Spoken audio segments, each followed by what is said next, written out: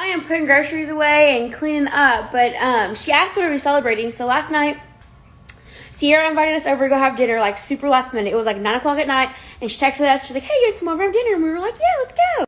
But a bunch of people were commenting last night that I clickbaited mine and Gabe's weekend trip for next weekend. But if you actually go back and you watch the video, I said our old wedding date. And I mistakenly said this weekend, and then I corrected myself and said no, next weekend, which next weekend is June the 5th, which was always going to be our wedding and was always going to be our old honeymoon. We had already prepaid bought a big family house where we were supposed to get married. So my mom and one of my sisters and all of her kids are still going to the beach, but me and Gabe cannot because we are not going to be taking PTO off days that he could be working. So instead of us going to the beach having a trip, I took it upon myself to pick a cute little spot and do a Friday after work we'll leave, spend the whole day Saturday, spend half a day Sunday, and come home Sunday, and we'll both go back to work Monday. Well, I won't go back to work because, well, I'll be at home working, but same difference.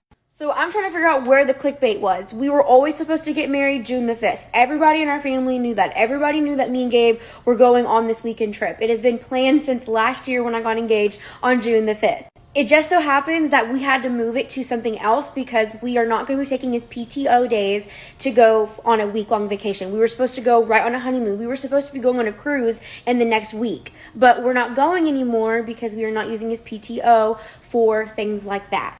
Now, some can say that that's the responsible thing to do, which I think it's the most responsible thing to do. Would I love to go to a cruise right now? Yes, I would absolutely love it. Would I love to go sit on the beach for a week? Yes, I absolutely would. But at this point, we cannot take 2 weeks off with PTO because we need those PTO days off for Gabe when he has to go to the doctor or when he has his appointments. And to me, that's the more mature thing to do. That is not clickbait. And I know I don't have to explain myself, but like sometimes I'm like, do people just not watch the full video? Do they not read? Do they not like... I don't know. Maybe people are confused. I'm not being ugly. I'm just explaining myself so that you guys understand what I'm saying. Like, that's just straight. Like, I don't know what else you want me to say. It's unfortunate that we can't make her housewarming party. We would love to be there and celebrate her. We love her. That is my best friend. That is his sister.